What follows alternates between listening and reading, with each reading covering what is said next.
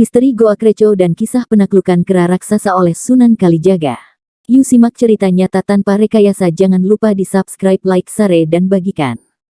Biar kami admin Guryang semangat selalu berbagai keilmuan dan kisah-kisah para pendahulu. Sedot Paparang Pangan. Sunan Kalijaga merupakan salah satu wali songo penyebar agama Islam di Pulau Jawa yang terkenal memiliki kesaktian. Bahkan kesaktian yang disebut karomah itu kerap dimanfaatkan untuk berdakwah kepada umat ataupun membangun sarana prasarana ibadah. Suatu waktu Sunan Kalijaga diutus oleh Sultan Demak untuk mencari kayu jati dengan kualitas terbaik di hutan belantara. Kayu itu sebagaimana akan digunakan sebagai bahan membangun masjid. Sunan Kalijaga pun menjalankan perintah tersebut. Ia pergi ke sebuah hutan lebat di kawasan Gunung Pati. Konon hutan itu sangat lebat dengan pohon-pohon jati yang tumbuh subur. Namun sesuai perintah Sultan Demak, Sunan Kalijaga diminta untuk mencari pohon jati yang paling besar dan paling bagus.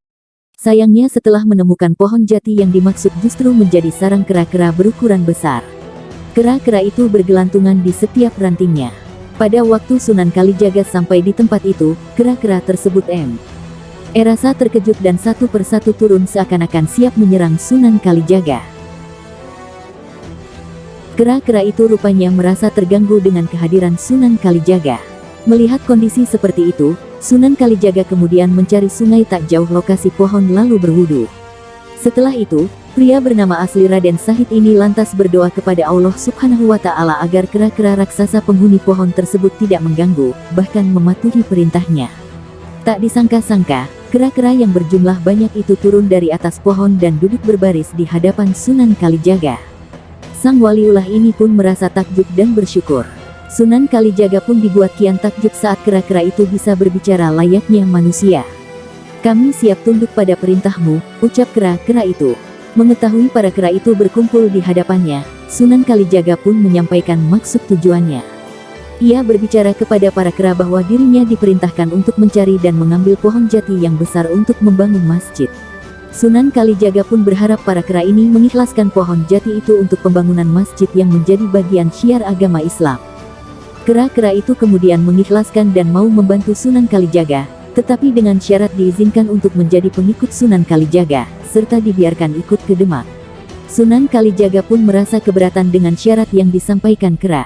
Menurut Sunan Kalijaga, syarat itu dinilai sebagai bentuk keberatan karena pohon jati tempat tinggalnya diambil. Sunan Kalijaga pun menjelaskan para kera agar tidak ikut ke Demak. Sebagai gantinya Sunan Kalijaga menanam 2 pohon jati di depan sebuah gua yang terdapat di hutan tersebut. Kera-kera itu pun mematuhi perintah Sunan Kalijaga. Gua itu konon sekarang bernama Goa Kreo atau Gua Tempat Kera, salah satu tempat wisata yang ada di Semarang, tepatnya di salah satu kecamatan Gunung Pati. Di mana kawasan itu dulunya merupakan kawasan hutan Gunung Pati. Sampai saat ini pun di gua ini masih berkeliaran kera-kera yang jinak dan bergaul akrab dengan para wisatawan. Kera-kera tersebut diyakini merupakan keturunan kera-kera yang dulu pernah berhubungan dengan Sunan Kalijaga.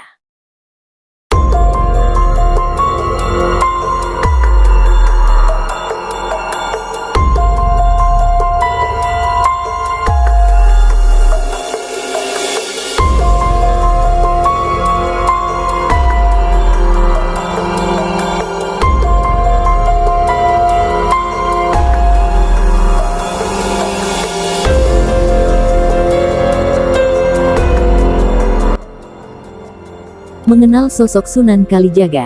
Nama, Raden Abdurrahman atau Syekh Malaya atau Raden Said. Tahun lahir, 1450 Masehi. Nama ayah, Tumenggung Wilatikta lebih dikenal Adipati Tuban. Nama ibu, Dewi Sukati.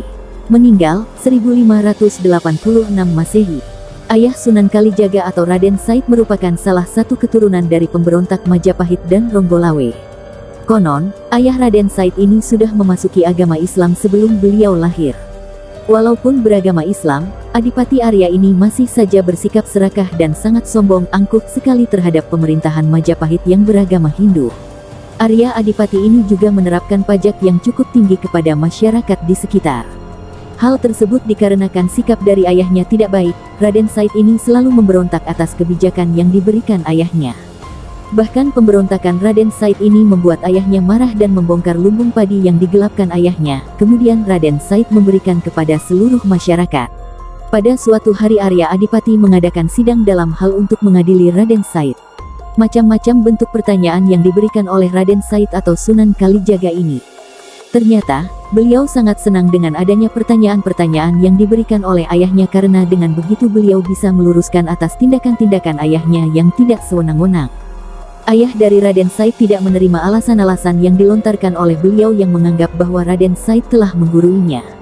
Kemudian Raden Said ini diusir dari istana dan ayahnya memberikan tantangan kepada Raden Said, yaitu Raden Said boleh pulang apabila berhasil mengajarkan ajaran Islam kepada seluruh rakyat Tuban. Biografi Sunan Kalijaga, Raden Said. Menurut cerita-cerita yang beredar, bahwa ketika Raden Said diusir dari istana kadipaten ini membuat beliau semakin gila. Ketika beliau sudah meninggalkan istana, Raden Said ini menjadi seorang perampok sangat terkenal serta ditakuti di daerah Jawa Timur. Dalam hal yang dilakukan perampokan oleh Raden Said ini milih-milih siapa yang akan dirampok, karena beliau merampok untuk orang kalangan kaya yang tidak mau membayar zakat. Sisi baiknya beliau yaitu hasil dari rampokannya, Raden Said memberikan harta yang beliau dapatkan dengan orang-orang di sekitar khususnya orang miskin. Konon, dulunya pada masa-masa seperti itu beliau dijuluki dengan Lokajaya yang berarti perampok budiman. Namun, segala sesuatunya menjadi berubah ketika Raden Said ini bertemu dengan Sunan Bonang atau mempunyai nama asli Syekh Maulana Makdum Ibrahim.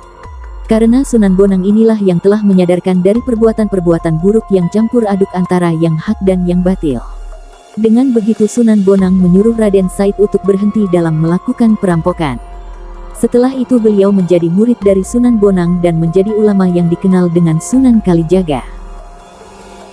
Metode dakwah Sunan Kalijaga. Dalam metode dakwah Sunan Kalijaga menyebarkan agama Islam di tanah Jawa ini lebih terkenal dengan seniman, budayawan, filsuf, dan waliullah. Metode dakwah yang dilakukan beliau adalah dengan memasukkan nilai Islam ke dalam kesenian dan budaya. Hal tersebut dapat dilihat pada saat Raden Said ini melakukan dakwahnya melalui kesenian wayang kulit.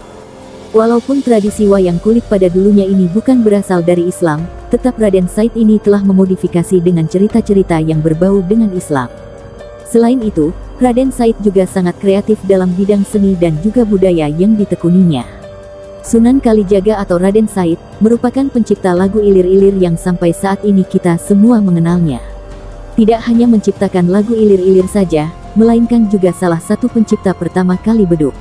Beduk yang dibuat oleh Raden Said ini digunakan sebagai memanggil umat muslim dalam menjalankan ibadah salat. Raden Said ini juga salah satu seorang yang pertama kali mengadakan grebek maulid di Demak dalam menyambut kelahiran Rasulullah. Sebenarnya masih banyak lagi kesenian-kesenian yang beliau tekuni. Itulah alasan bahwa Raden Said mempunyai peranan penting dalam menyebarkan agama Islam di Jawa khususnya Demak. Begitu banyak kontribusi dari beliau yang melakukan dalam menyebarkan dakwah Islam di tanah Jawa. Metode dakwah Sunan Kalijaga ini tidak melakukan hal-hal kekerasan, tetapi menggunakan cara yang sangat halus untuk mengambil simpati masyarakat di sekitar. Raden Said berdakwah semata-mata tidak hanya sebatas di atas mimbar, akan tetapi juga berdakwah melalui kesenian, budaya, dan tradisi. Karya-karya Sunan Kalijaga. Raden Said ini juga mempunyai karya-karya yang tidak kalah dengan karya para wali songo lainnya. Hal ini sudah menjadi kekuasaan Allah yang telah memberikan sebuah cerita kehidupan yang begitu menarik. Di mana kita hidup ini tidak luput dari sejarah pada zaman dahulu, selain itu juga bahwa sudah menjadi karunia-Nya dalam adanya agama Islam yang ada di dunia ini. Sebagai orang muslim kita harus meyakini bahwa kehidupan di dunia tidak ada yang kebetulan. Oleh karena itu, kita juga harus menghargai dari karya-karya Sunan Kalijaga ini. Karya-karya beliau begitu legenda, ada 5 diantaranya yaitu Wayang Purwa, Cerit Pewayangan, Jamus Kalisadah, Babat, Alas Wonomarto, dan Wahyu Tohjali. Berikut karya-karya Sunan Kalijaga. 1. Karya Wayang Purwa. Salah satu karya beliau kesenian rakyat yang dijadikan metode dakwahnya yaitu Wayang Purwa, merupakan wayang yang mempunyai kuli bercorakan Islam. 2. Cerita Pewayangan. Dalam metode dakwahnya menggunakan Wayang Purwa, ada pula karya lainnya yaitu Cerita Pewayangan. Dalam sebuah cerita pewayangan ini, Raden Said memodifikasi dengan hal yang berbau agama Islam. 3. Jamus Kalimasat. Seperti yang kita ketahui dalam menyebarkan agama Islam beliau melakukan metode dakwah dengan menggunakan wayang kulit. Nah, dalam hal ini Raden Said memasukkan istilah kalimat syahadat dalam dunia pewayangan. 4. Babat Alas Wonomarto. Karya yang keempat ini masih berkaitan dengan wayang kulit, bedanya dalam karya ini merupakan sebuah ciptaan dari Raden Said yaitu Tembang. 5. Wahyu Tohjali. Karya terakhir ini sama dengan Babat Alat Wonomarto, yaitu sebuah karya yang diciptakannya melalui tembang. Peninggalan Sunan Kalijaga. Berdasarkan sejarah Wali Songo, menyebutkan bahwa Raden Said ini mempunyai peninggalan-peninggalan benda pusaka yang sampai sekarang masih terjaga. Berikut 5 peninggalan Sunan Kalijaga. 1. Rompi Ontokusuma. Peninggalan yang pertama yaitu Rompi Ontokusumo, merupakan kain yang mempunyai bentuk seperti rompi yang dipercayai dulunya peninggalan dari Nabi Muhammad SAW. Pasalnya, peninggalan Ontokusuma ini diwariskan secara turun-temurun yang semapai ke Raden Said ini. 2. Keris Kiai Carubuk. Pusaka keris Kiai Carubuk merupakan benda pusaka dari Raden Said. Konon, keris Luk 17 ini dibuatkan oleh sahabat dari beliau yang bernama Empu Supamandagri yaitu seorang yang pandai besi ke-6 dari kerajaan Majapahit menurut sejarahnya. 3. Api Alam. Selain peninggalan pusaka yang berbentuk keris, beliau juga mempunyai peninggalan yang bernama Api Alam. Api Alam merupakan api yang abadi sampai sekarang masih menyala yang terletak di daerah Merapen, Jawa Tengah. 4. Tongkat Kalimasada. Benda peninggalan Sunan Kalijaga selanjutnya yaitu tongkat Kalimasada, merupakan tongkat yang berwarna hitam yang berasal dari kayu Kalimasada. Pohon kayu Kalimasada ini asalnya dari Pulau Karimun Jawa, Jepara, Jawa Tengah. 5. Sendang atau Sumur. Peninggalan yang kelima masih di daerah Merapen, Jawa Tengah yaitu sumur atau sendang. Sumur ini biasa dikunjungi oleh para peziarah, faktanya air ini selalu jernih yang tidak pernah keruh atau kotor. Makam Sunan Kalijaga. Menurut informasi bahwa makam Sunan Kalijaga ini terletak di Desa Kadilangu, Kabupaten Demak, Jawa Tengah. Makam beliau ini mudah untuk kita temukan, karena di sepanjang jalan ada petunjuk jalan yang mengarahkan ke Masjid Kadilangu, di mana masjid ini merupakan sebuah makam Sunan Kalijaga.